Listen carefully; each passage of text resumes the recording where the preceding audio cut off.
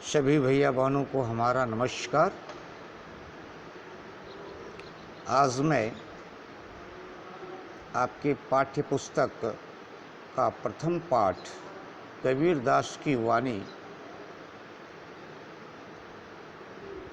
को पढ़ाने जा रहा हूँ।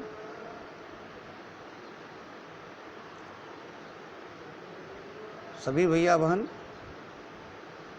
कबीरदास के दोहे को पूर्व में भी पढ़ा होगा और इनके कुछ दोहे आज पुनः हम लोग पढ़ेंगे। तो चलिए हम लोग आगे बढ़ते हैं। कबीरदास जी का संक्षिप्त परिचय। इनका जन्म विक्रम संवत 1455 सन 1938 वाराणसी उत्तर प्रदेश में हुआ था। गांव का नाम मगहर। इनकी मृत्यु 1555 सन 1494 ईस्वी में हो गई थी।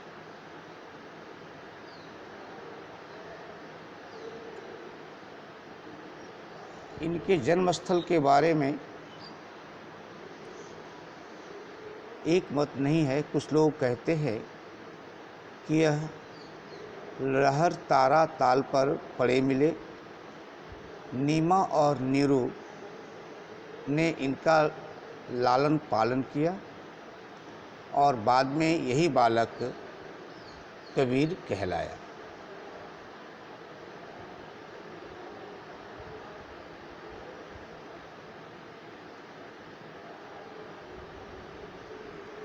कबीरदास की वाणी का प्रथम दोहा। जाको राखे साइया मारी न सकै कोई, बाल न बांका करी सकै जो जग बैरी होए। कहने का तात्पर्य कबीरदास जी कहते हैं कि जिसका रक्षक स्वयं भगवान हो उस व्यक्ति का कोई भी अहित नहीं कर सकता। क्यों न सारा संसार उसका वैरी हो जाए, उसका दुश्मन हो जाए। यानी सबके रक्षक भगवान हैं। दूसरा दोहा। समदृष्टि तब जानिए शीतल समता होए, सब जीवन की आत्मा लखै एक सी सोए। कबीरदास जी कहते हैं कि समदृष्टि से समता की भावना पैदा होती है, बराबरी की भावना पैदा होती है। सब में एक ही आत्मा को देखना चाहिए। किसी को ऊंचा, किसी को नीचा, किसी के साथ भेदभाव हमें नहीं करना चाहिए। तीसरे दोहा में कबीरदास जी कहते हैं, हरि से तू जनि हेत कर, कर हरिजन से हेत, माल मुलुक हरि देत हैं, हरिजन हरि ही देत। कहने का तात्पर्य कि हमें हरि से नहीं, भगवान से नहीं, हरिजन से प्यार करना चाहिए। जब हम उनसे प्यार करेंगे तभी हमें भगवान की प्राप्ति होगी, भगवान हमें मिलेंगे। हमें हरिजन से घृणा नहीं करना चाहिए। यहाँ हरिजन का अर्थ हरि के भक्त से है, और जो हरि का भक्त होगा उसमें भगवान स्वयं वास करते हैं।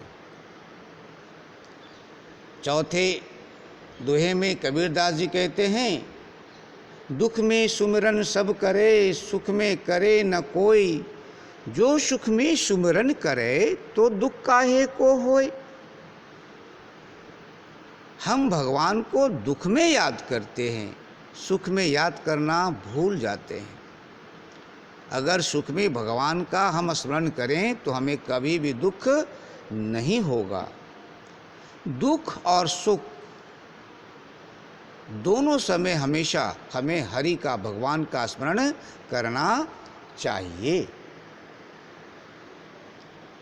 पांचवें दोहा में कबीरदास जी कहते हैं, चंदन गया विदेश रे, सब कोई कहे पलाश, ज्यों ज्यों चूल्हे झोंकियाँ त्यों त्यों अधिकी बास। कहने का तात्पर्य कि चंदन को हम विदेश में पलाश समझकर जलाते हैं। जब उसकी सुगंध की पहचान होती है तब हमें यह महसूस होता है कि ये चंदन नहीं, पलाश नहीं, ये चंदन की लकड़ी है। कहने का तात्पर्य गुणों से जिसकी पहचान हो वही वास्तविक में सही है।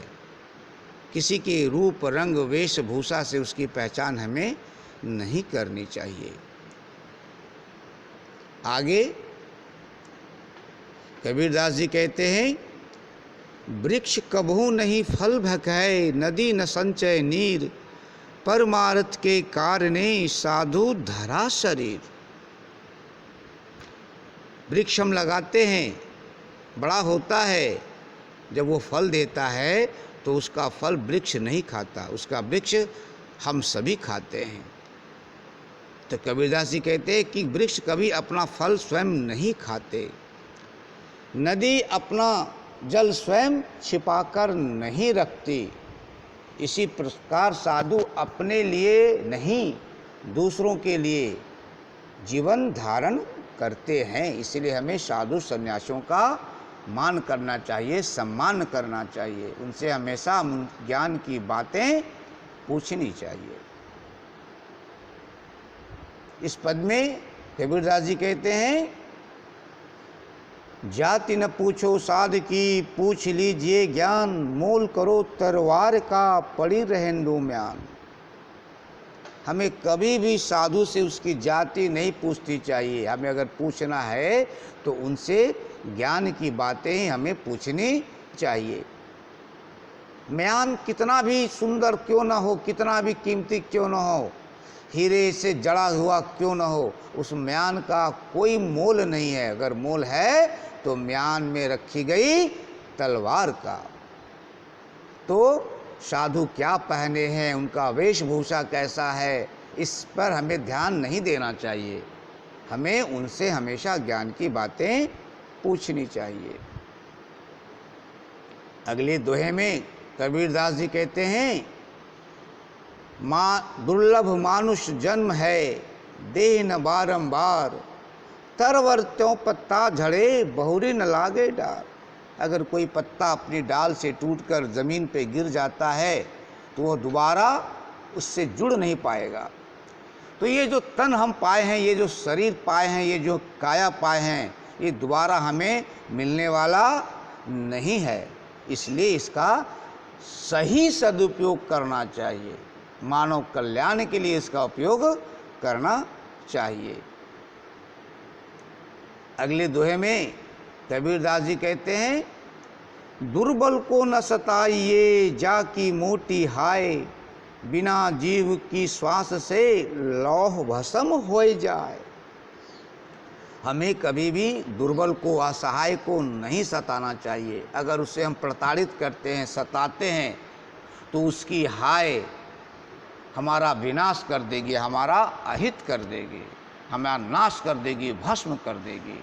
ठीक उसी प्रकार जिस प्रकार लोहा जो है जब भाथी में जाता है तो वह गल जाता है, उसका अस्तित्व समाप्त हो जाता है। अगले दोहे में कबीरदास जी कहते हैं, जैसा अंजल खाइए तैसा ही मन होए, जैसा पानी पीजिए तैसी बानी सोए। हम जिस प्रकार का अन्न खाएंगे, जल पिएंगे, ठीक उसी प्रकार से हमारी वाणी, हमारा स्वभाव होगा, हमारा गुण होगा। तो हमें हमेशा सात्विक भोजन करना चाहिए। और अंत में कबीरदास जी कहते हैं, भोजन हम जैसा खाएंगे वैसी हमारी वाणी होगी, और अगर कड़वी वाणी होगी, कर्कश वाणी होगी तो लोगों को कष्ट होगा। तो यही दोहा में वो कहते हैं, मधुर वचन है औषधि, कटुक वचन है तीर, श्रवण द्वार है संचरे साले सकल शरीर। कहने का मतलब हमें हमेशा मीठी वाणी बोलनी चाहिए, हमेशा अच्छे शब्दों को चयन कर कर ही उसे बोलना चाहिए। कर्कश बोली, कटु बोली हमें नहीं बोलनी चाहिए। अगर हम किसी को कटु बोली बोलते हैं, कड़वी बोली बोलते हैं, तो वह व्यक्ति जब सुनता है और सुनने के बाद जब उसके शरीर में प्रवेश करता है तो उसके पूरे शरीर को कष्ट देता है, दुख देता है। इसलिए हमेशा मनुष्य को मीठी बोलनी चाहिए। मीठी बोली औषधि के समान है। जिस तरह से बीमार को औषधि ठीक कर देता है, ठीक उसी प्रकार औषधि जो है मीठी बोली के समान है, और उसको सुनकर दुखी मन व्यक्ति के मन को भी खुशी होती है। तो हमने आज आपको कबीरदास की वाणी के दोहों का अर्थ समझाया। आशा करता हूँ आपको यह वीडियो समझ में आ जाए। अगले वीडियो में आपसे फिर मुलाकात होगी। मैं मुरारी दयाल सिंह आपसे विदा लेता हूँ। जय हिंद, जय भारत, धन्यवाद।